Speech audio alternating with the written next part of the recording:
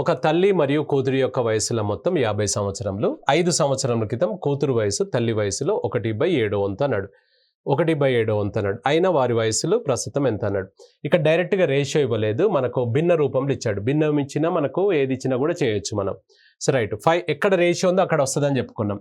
So తల్లి వయసులో కూతురు వయసు 1/7 వంతు అన్నాడు.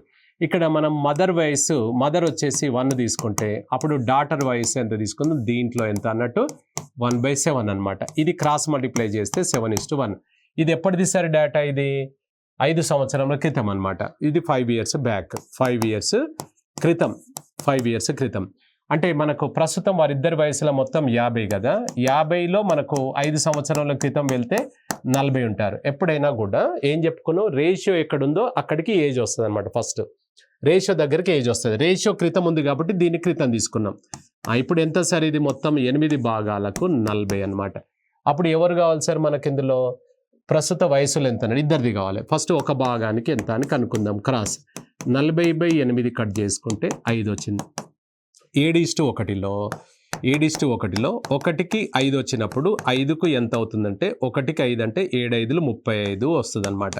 35, 7 × 5, సో 35 వచ్చింది. ఇది ఎప్పుడు తీసారు, క్రితం. వాళ్ళని అడుగుతుంది ఎప్పుడు, ప్రస్తుత వయసులు ఎంత అన్నాడు. సో మదర్ వచ్చేసి 35, ఇది 5, ఇది ఎప్పుడు తీసారు, క్రితం. ఇప్పుడు ఎంత ఉంటారంటే ఈమెకు 5 పెరుగుతాయి, ఈమెకు 5 పెరుగుతాయి, 40, ఇది 10 అనమాట. So 40 and 10. సో 40 and 10 ఇస్తే ఆన్సర్ వస్తుంది.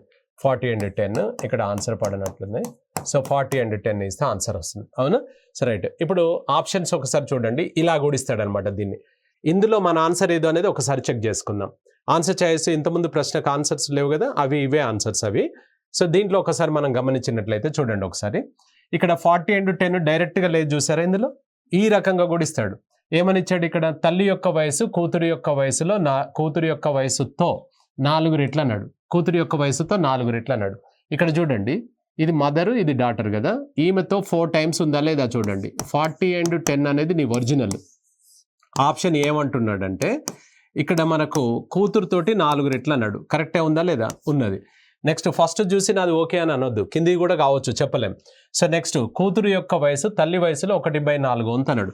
ఆప్షన్ బి ఏమన్నాడు, సో మదర్ వయసులోనంట, సో మనకు డాటర్ వయసు 1/4 అన్నాడు. మదర్ వయసు వచ్చేసి 1 తీసుకుంటే అప్పుడు డాటర్ వచ్చేసి ఈమె దాంట్లో 1/4 అవుతుంది. అంటే క్రాస్ మల్టిప్లై చేస్తే 4:1. ఇది కూడా కరెక్టే కదా, 4:1 కదా ఇది కట్ చేస్తే. నెక్స్ట్ థర్డ్ వచ్చి తల్లి వయసులో కూతురు వయసు 25% అన్నాడు.